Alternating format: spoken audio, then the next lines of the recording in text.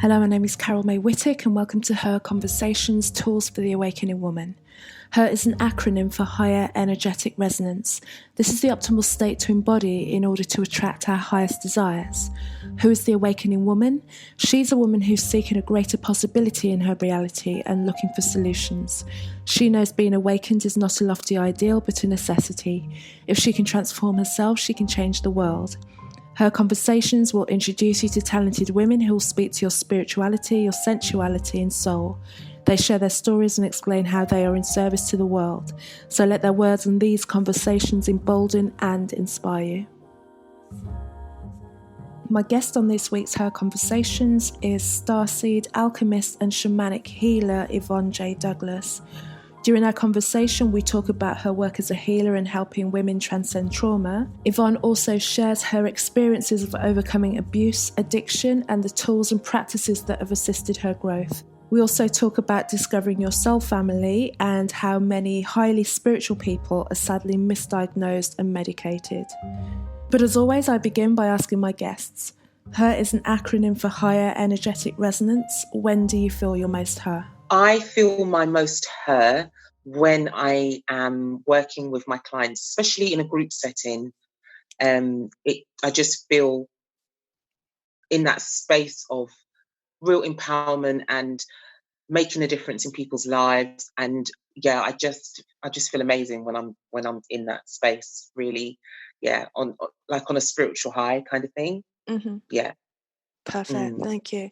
There are so many reasons why I was drawn to you as well. And, I'm just kind of like looking at your Instagram, and all the names that you use to describe yourself. And, it's like when we're out there on social media, you've got to think of something almost instant to like catch people's attention so they know who we are and where we're at. And, you've got Starseed, empath, shamanic healer, channeler, diviner, author, speaker, love crystals, helping women shine. How did you develop into the woman, the being that is able to present herself as all of these things to the world and doing the work that you do?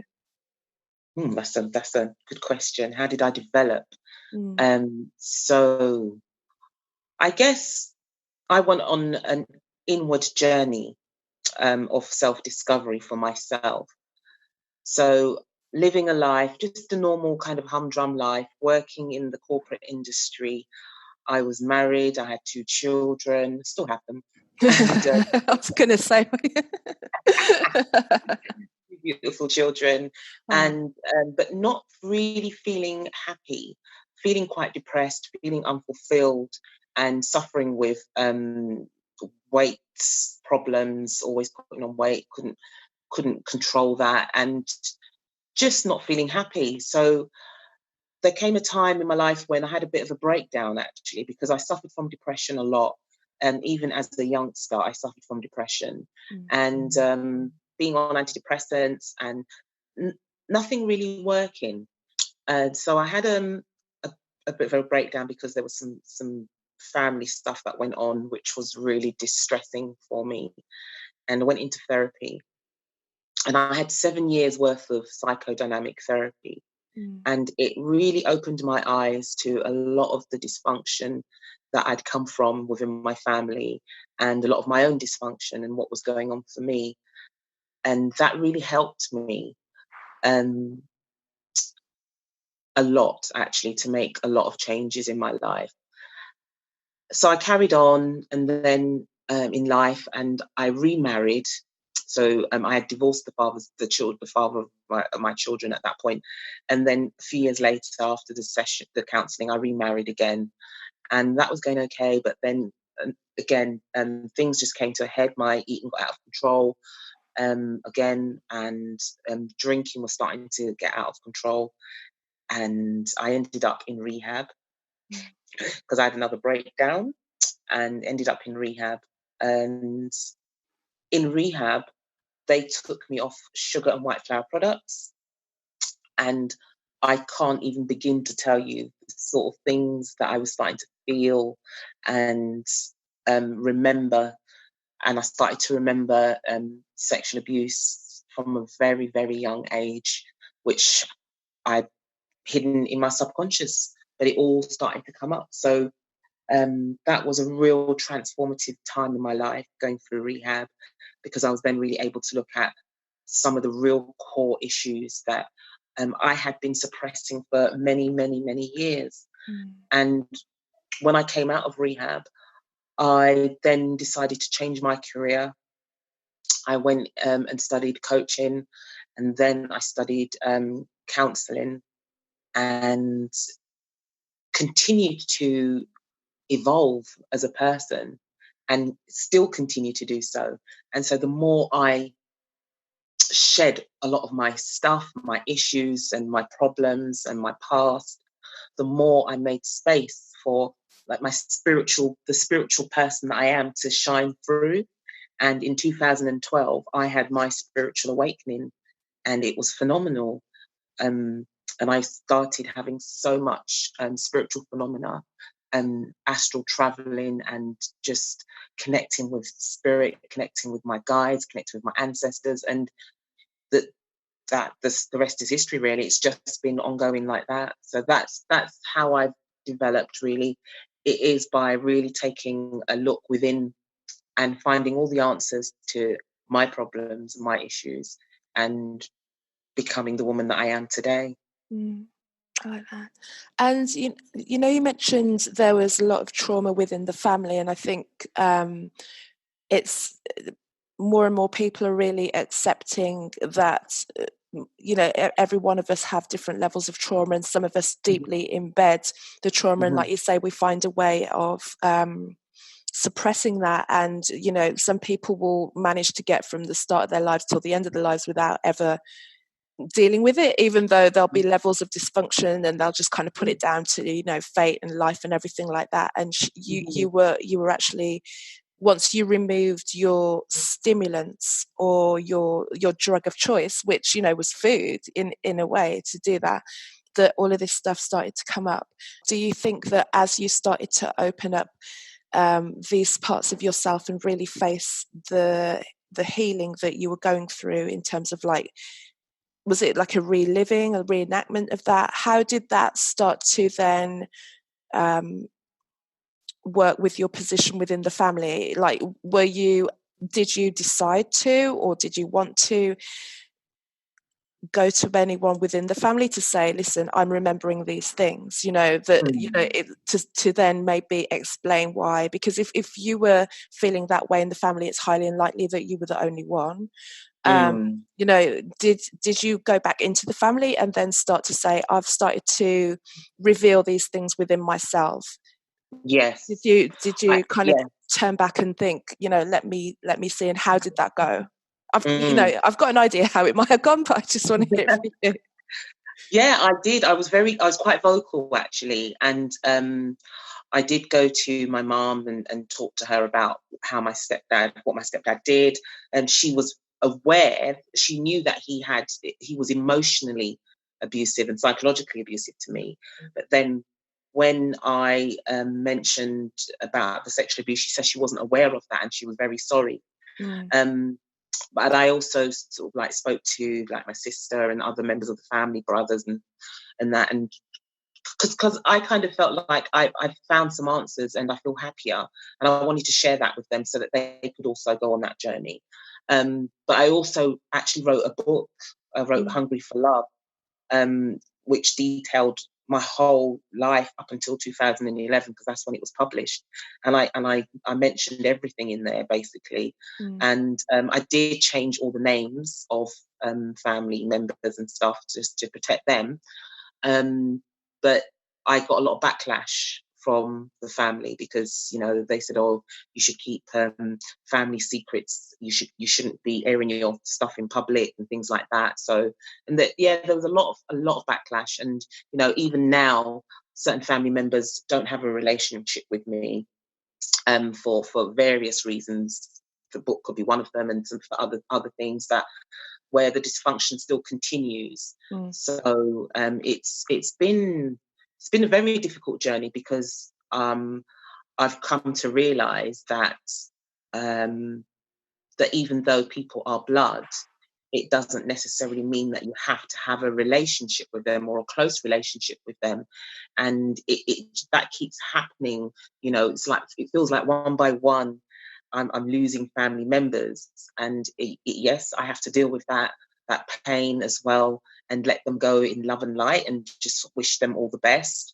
But what's lovely is that I'm finding a lot of my soul tribe along my journey, and these are such wonderful human beings who are there for me, who accept me unconditionally, and who are on similar journeys and are just such beautiful souls. So yes, in a way, I'm losing blood family, but I'm gaining soul family, which is beautiful. No, the reason I ask you is, like, as you were saying it there, I could just feel many parallels with what you were saying in terms of like experiences that I've had as well, even recently, in the past weeks, where you're discovering more and more about yourselves, and sometimes even there are levels of abuse that you're not even aware of, because we put it down to certain types of behavior until you then start to go, hang on a minute, if you look at the way that one person should act to another, it's not. But there's a lot of the time we put things down to tradition, or that's someone's character, and we allow it. And then when you actually sit down and go, well, it doesn't make me feel good, and you keep going back into it because of the reasons that we're blood, we're family, I've known X and X for like X amount of years, and there's a reason why we should do so. I can really empathize with the feeling of having to make a decision where you're like, do you know what, in order for me to go forward and be what I think and what I can see of myself, these people can't come with me, they can't be in my space, because the amount of suppression that you have to do for yourself in order to just kind of function around them doesn't balance with where you want to go, Exactly. And I'm very much about shining your light, shining your authentic light, and that I want to help people to do. And you can't do that amongst those sort of people, that the dysfunctional people. You can't, because you feel like you have to dim yourself in order to sort of be around them and feel comfortable around them, and to not make them feel uncomfortable. So I can't afford to do that. I have to shine my light, because I have to, and we all have to, really. And the more I shine my light, the more I give other people permission to shine theirs. So yes, it's one of those difficult situations, and yes, it has been painful, but it has to be done. It has to be done. And a couple of other things I want to ask you, but also about when it comes to going through healing and what healing feels like, and just again, like bringing in my own feelings about that. Sometimes it's just sitting in the rising of the memory, and not then turning to something sweet or a big sandwich or whatever to just allow it to move through.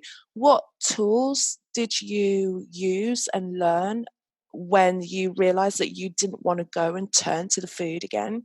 How did you start to navigate yourself through it so that you'd allow it to move through it, that part of you that thinks that you're going to die wasn't going to kind of overtake you, so that you'd go, because that's the only reason that we think we push things down, because we think it's going to be the death of us.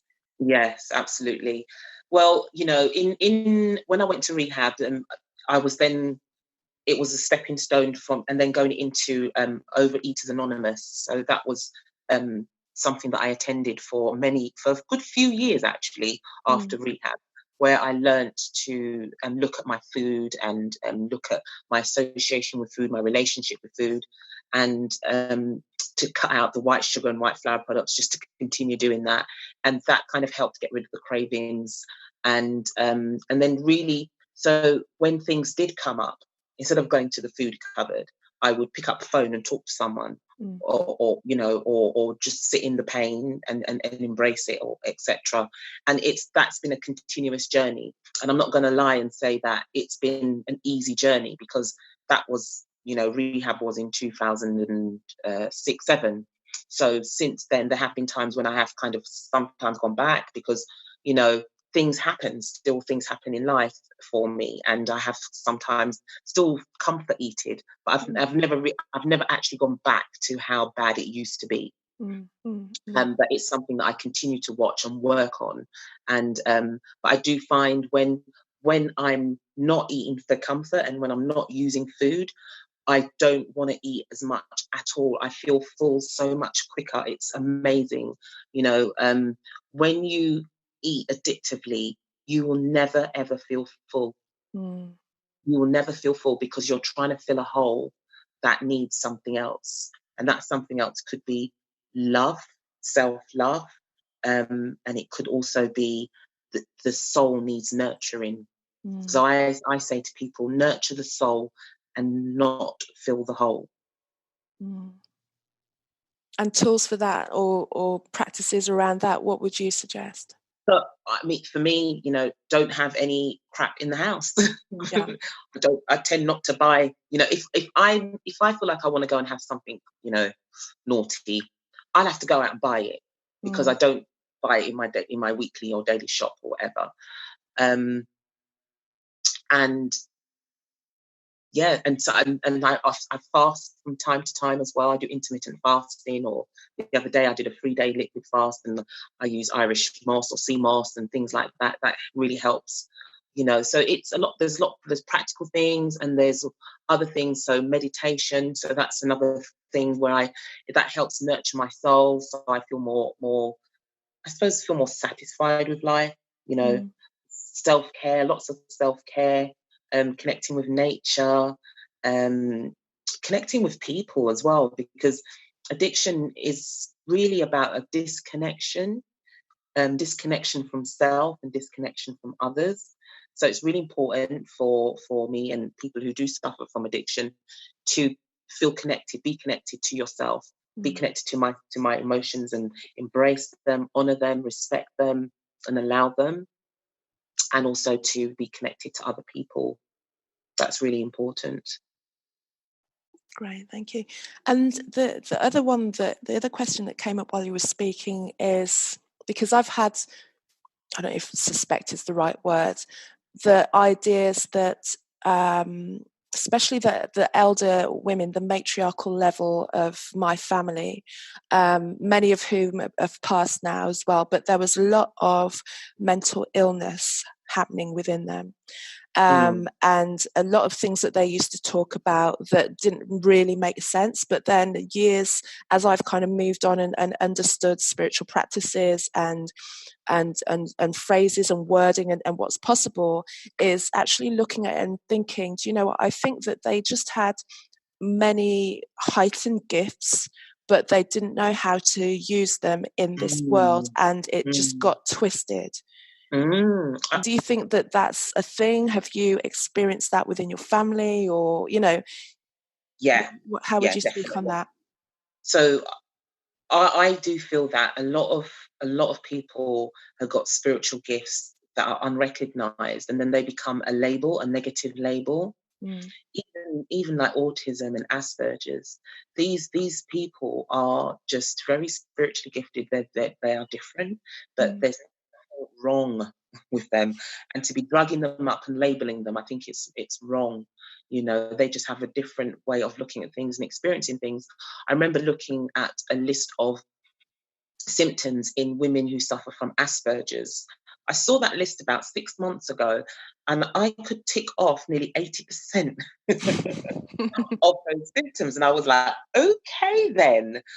Good job they didn't have labels back then when I was a kid, but it's just, we are all unique. We are all different. We're not all the same as human beings. And some of us are very spiritually gifted, and we are different.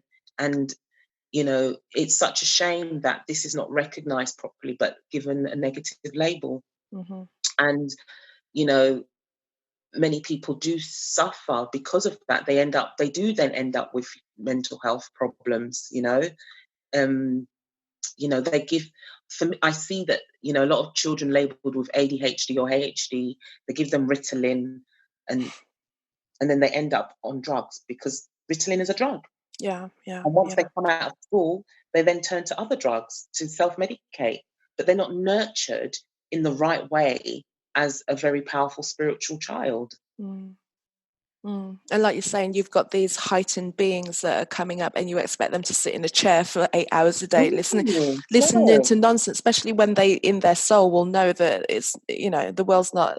It just doesn't click in with them anymore. But and then thinking of the elders in my family, the way they used to speak about spirit, or the things that they used to concoct, especially when it comes to like the herbs and the teas and all of that kind of stuff that now have got like a fancy label and they're sold for X amount of money in Whole Foods.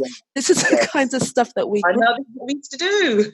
and the brews that my aunt used to make, and when I listen to her now, and it's heartbreaking to see where she is because of the diagnoses that have been given, and the way that, because she wasn't able to really control, because she also was a powerful woman, but also she was a frustrated woman.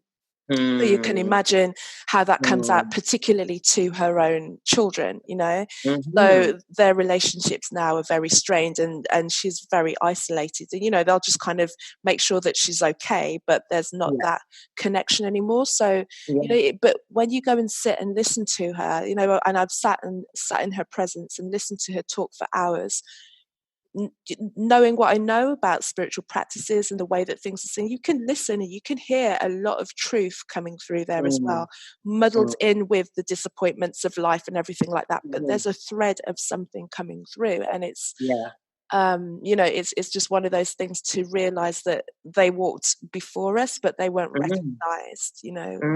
Absolutely. How then did you actually start to accept that what you had and the abilities that you had were like real and honest things, that were not any kind of dysfunction, or they were a real true gift that you could lean into and actually use to actually live in the world, and it sustain you and also help others? I guess spirit just placed certain people on my path, and I met spiritual women, psychics, and along my way, which made everything of what I was going through feel quite normal. And I got books. I started reading ferociously. Started reading a lot of spiritual books and learning and practicing. I got oracle cards and started using those and finding they were very accurate. And I didn't feel mad at all. It just felt real. It was just real, and I just accepted it. I didn't fight it. And I think if you do fight it, that's when you might think you're going mad, actually. I just believed that I'm a human being having a spiritual existence, and my main vehicle is actually my spirit self. And I remember in fact in recovery, when I was in OA, I heard the term, we are spiritual beings living a human existence.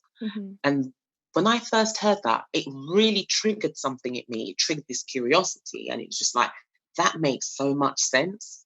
And when I started looking back on my life now as a child growing up, I started thinking, that makes sense. That makes sense.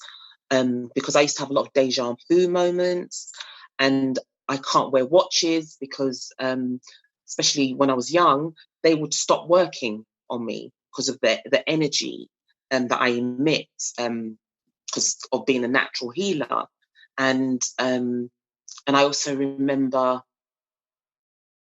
I remember having been in a car crash. It wasn't a very serious one, but I had whiplash. But I remember an experience where it felt like I came out of my body. And that started to make sense as well.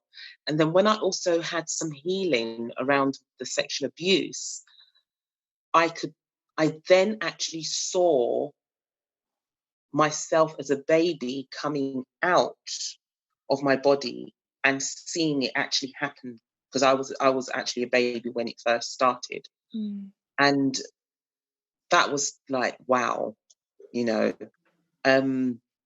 so I just accept it, and I don't feel mad at all, and I just work It's, you know, I think it's been a slow process, and it's been a process. It's been a gradual process where it's been one where I've been able to handle it and manage it, as opposed to it happening really, really quickly and then getting really scared, you know.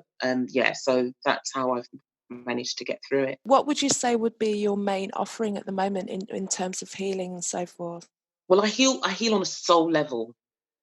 So with the help of spirit working through me and with me, I heal on a deep soul level. So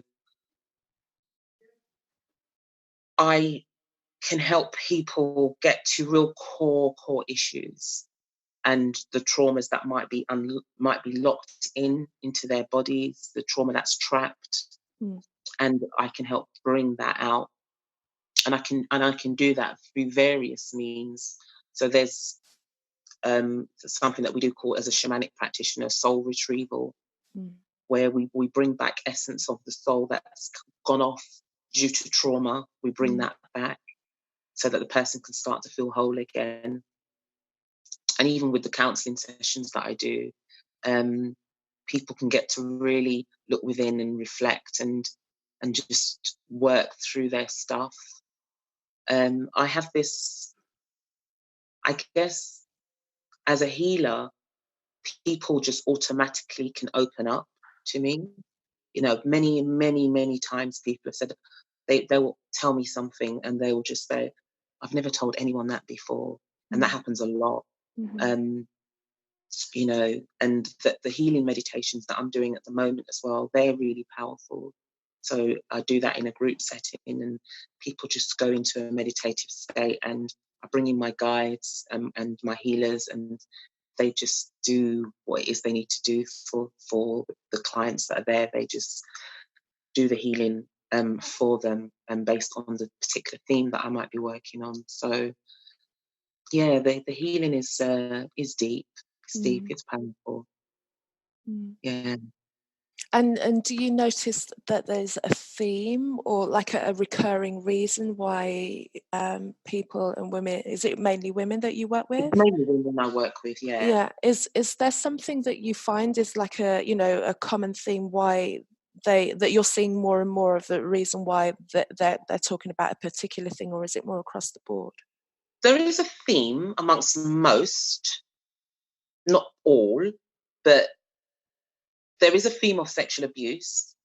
There's also a theme of anxiety, and really nearly every single one don't know how to manage their emotions or to even feel them. Right.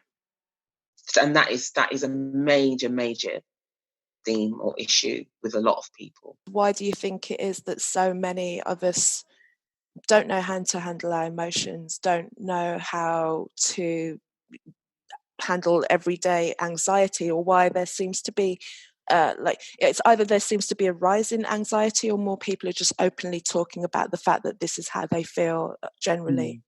I think with anxiety, we have to look at what lies behind the anxiety.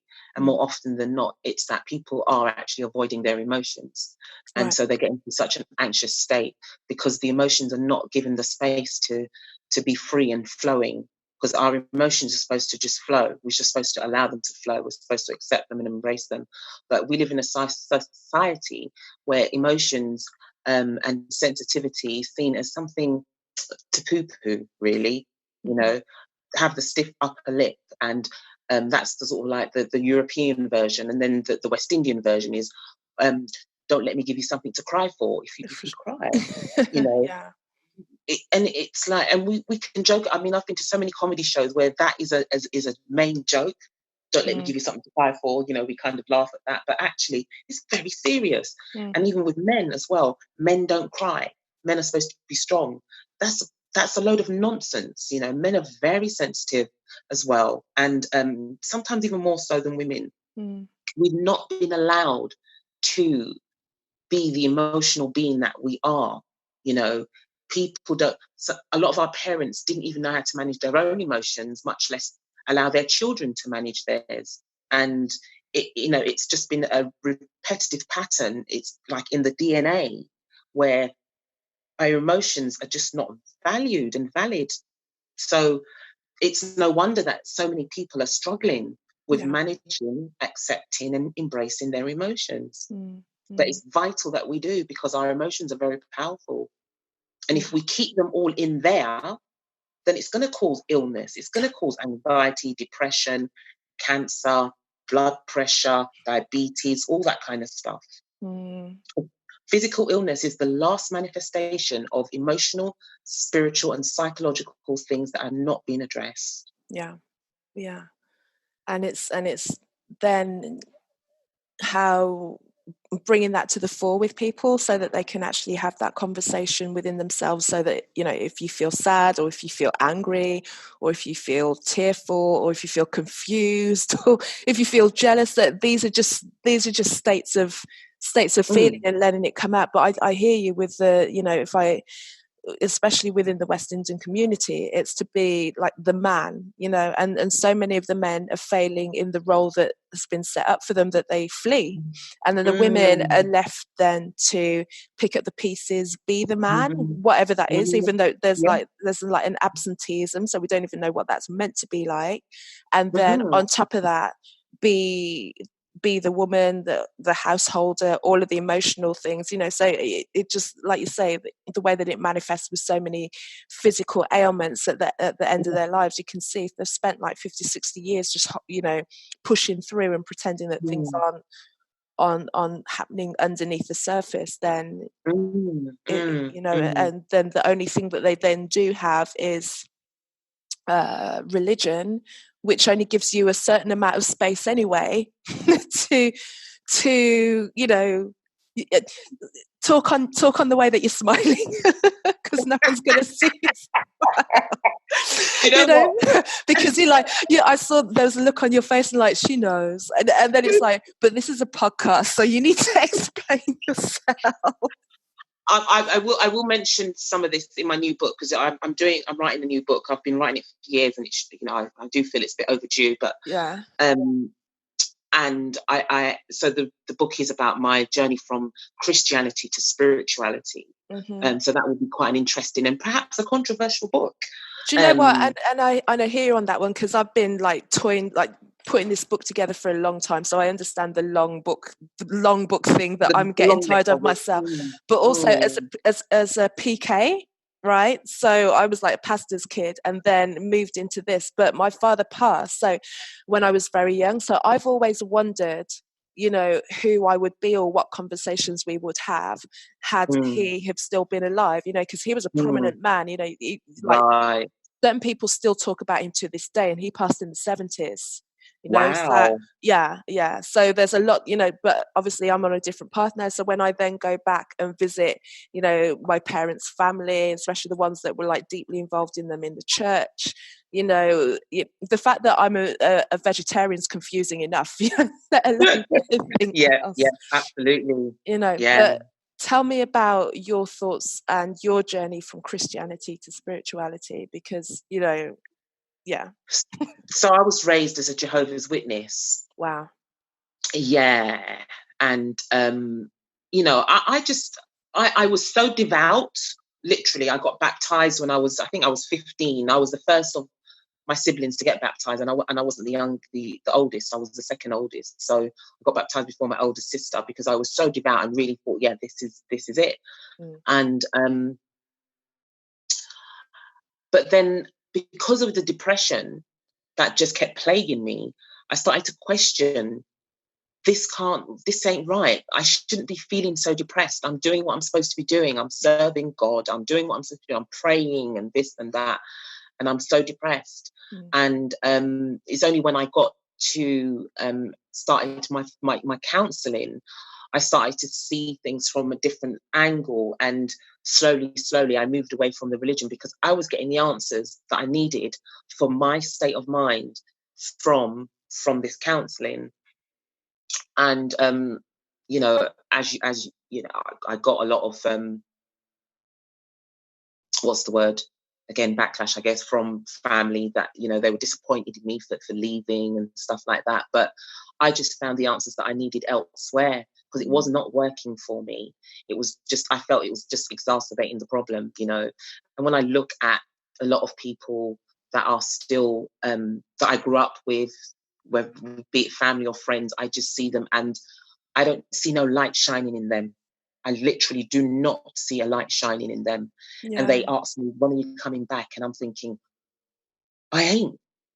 And I used to feel so, I used to find it very difficult to say I'm not, because I didn't want to offend them. And that they would insist that it was the right religion and that I should come back and one day I will come back and this, and they were so convinced that I would. And it got to a point where I actually had to start really stepping into my space and my power and just saying, look, I'm never coming back. It's not going to happen. It didn't work for me. It's not my path. I'm very happy now with who I am, where I am, and what I practice, because that's what's helped me. And and I do feel that a lot of people stay in religion and leave it to God. God will help.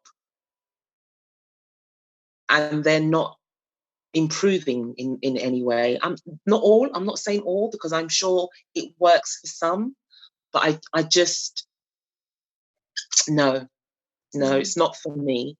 And I you know, even when I've done my history, you know, around the slave trade and how we were enslaved in the name of Jesus and we were taught the Bible, you know, our African spirituality was beaten out of us. We weren't allowed to practice it and we had to pray to their God. Yet they enslaved us and mistreated us. That doesn't make any sense. It just doesn't compute with me. It's true, you know, and because the like I said, the Bible is powerful. The teachings of the Bible are powerful, and if you look there, you know, if you kind of look into it, like my understanding of it is, if you want to kind of confuse someone to a lie, you put some truth in there, and then you just like turn it back and kind of like mix it up anyway. So there's a bit of good stuff and there's a bit of bad stuff. You know, the confusion with it, but it's when I want to speak to, you know, even the other day I was walking through the town centre and I saw like an old black woman and she was like preaching and preaching and preaching so vehemently, you know, she believed it with her whole heart. But then, like you say, I didn't see any light from her. I didn't see any joy, you know, where and I'm not to say that the spirituality and wellness isn't without its own charlatans as well, you know. So where there are people, you're going to get all shades of things. But when you get people who are really moving, you do see that, like, they do have answers. They're able to answer questions for other people. I think that's one thing, that they're able to kind of give people guidance and love instead of throwing it out, you know, pointing it out instead of just this Jesus will look after it, or, you know, it'll come when we die. This is the thing that, and this is the main, these are the couple of the main things that I had and have still that didn't, when you're talking about compute, when you're like, well, it doesn't, is the, why am I alive now? Why am I going to live for 50, 60, 70, 100 years? Who knows? And then have to live in pain and suffering, because then if I get through this bit, then I'm going to have my just rewards. That doesn't make sense to me. No, it doesn't make any sense to me either. When I'm in the world and there's all of this beauty and all of this good stuff, but it's just ever so slightly out of my reach, and I've just got to sit here and just wait until I'm gone, by and by, suffer and do without, and then that's going to be good. That doesn't really make sense. And the amount of conversations I've had with people about, you know, heaven and hell, you know, I hear that, and absolutely.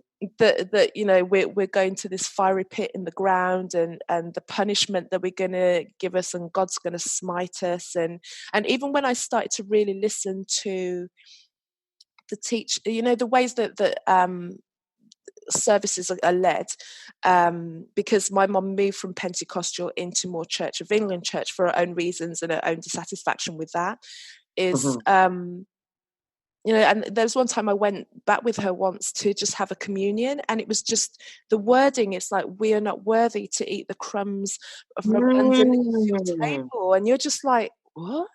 No. Talk about low self-esteem. That's just reinforcing any low self-esteem that any parishioners will have. Yeah. You know, and also, you know, you can only go through the pastor or the preacher or the priest or and then through Jesus in order to connect with God. And that's just that. No, that's not how I see it at all. We are a manifestation of the Creator, and that divine source resides within us. So we don't need to go through any, you know, we can all have that direct connection. And, you know, and even when I look at the Bible, there's quite a few books that have been taken out of the Bible. Why would they take them out? You know, I always encourage people to do their research around that. You know, the Book of Mary, the Book of Enoch, the Book of Maccabees, you know, and there's others that I've recently learned. There's others I didn't even realize, quite a lot. So, you know, I think as humans, we need to be more curious and don't just accept what people are telling us. Do our own research, you know. Discerning and responsible, and we live in a day and age where all of these things are possible at the tips of our fingers. So the choice to be ignorant is a choice now. It's not even that, you know, you're being led down. I mean, we're still being kind of led down a path in various different ways, but the opportunity to actually see if there might even possibly be something other than we're being fed is at the tips of our fingers, literally. And you know, it's whether we choose to take on the responsibility, because everyone wants power, but they don't want the responsibility that power really means, you know, which is why the ones that can be bothered will actually take over and do it. But you know, thank you for that. But I just want to ask you some of her conversations questions as well before we go. And the first question was, what is the best piece of advice a woman has ever given to you? Do you? Yeah, and quite a few have said that. And do you? And I just feel that advice is it's simple. In you know, it's just two little words, but it means so much. Just do you. And I say, do you without any apology. Be authentically you and embrace your wonderful uniqueness. And before we move on, because I just want to ask you how you discovered you, because in being me and it causing ruckus with people who are not yet being themselves, you know, how do people start to find out who they are? Because you know, when I kind of look back and see where I've had issue with people who've got a problem with me doing my thing, is because they've just not worked out who they are. I don't even remember how I started, you know, on my thing. I think I just always had a curiosity for something else other than I saw around me. If someone said, well, how do I find out who I am? What would you throw out there as a nugget? I would say sit with self. Really sit with self. Maybe go into a deep meditation or any type of meditation that you can manage, and just be with self. Quiet time, and just allow your soul to start speaking to you, and just start listening to the inner stirrings of your soul, your heart. That's what I would advise. Perfect. And what woman would you say represents higher energetic resonance to you? There's a few women. I think Angela Bassett is one, and a few women in my personal life. So there's Jackie Booth, there's Gail Edwards, there's Lorraine Murray, there's Angela Watts. These women, for me, I just feel are amazing women that Beautiful. And it's great to know them, as well. I think when you start to realize that you've got some like powerful people in your circle that you can really call on, that that you're kind of moving into a better space, and it's definitely easier for you to realize that you have to, make changes if you're talking definitely. about that. These women, they hold me accountable, they support me, they help bring me up, and they tell me the truth, and they support me, and I can do the same for them. And I think that's really, really important to have these type of women in your life. For sure. Because it's still a rare thing, actually. Unfortunately, very unfortunately, I'm so much for the sisterhood. I feel that women, sisters need to really have each other's back and actually be not just your sister's keeper, but be your sister, because we all go through very similar things. And if we can support each other as opposed to being jealous or insecure and backbiting, all of that kind of awful behavior, it would make for a better place, a better world. It would, it would just be different. Yeah. So, yeah. 100%. And what's your favourite self-care ritual and practice? I guess my favourite one is being in an Epsom salt bath with essential oils and maybe some essential herbs, with candles around the bath and with meditation music in the background. I love that. I just when I dip into that hot bath and I'm just like, it's just I'm thinking, I'm there with it. My feet are dipping into it already. I'm like, yeah. I do love it. I do. So good. And so what are you up to now? What's coming out for you? Your new books? Just mention everything that you're working on. So I'm working on my new book, and I really, really would like to finish it this year. It has been on hold because my mum passed this year, so it's been a bit difficult. So I'm just going to see what I can do with that. I'm also running some healing meditation workshops. I did a set in the summer with some great results, really, really transforming people's lives. And I'm doing them again in October in the city. So they start October the 13th. What else am I doing? There are a few other things that I'm doing that I'm going to keep the lid on at the moment, but basically, things are just stepping up more into my space, and we'll be doing some more events. So one thing I will mention, I guess, yes, I will mention this one. Dance is a real healer, dancing, and I'm going to be putting on some different type of dancing events very, very soon, because I just feel that it's really helped me in my grief, and I just feel that it's going to help a lot of people, because not everybody wants to talk through their trauma and stuff, but with the type of dancing events that I'm going to put on, this is one way of being able to release trauma through dance. So I'm excited about doing that. That sounds good. So yeah. That sounds exciting. Happy for you. Happy for you. Thank you. And can you just let everyone know where they can find you online, like your website, your social media? Okay, so my website is www.yvonnejdouglas.com, and on social media it's Yvonne J Douglas, and Yvonne.J Douglas. I'm looking at it now. or just type in Yvonne J Douglas on Google, and I will come up on most of my Instagram, LinkedIn, Facebook page. Yvonne J Douglas on Google, and you should find me. Actually, yeah.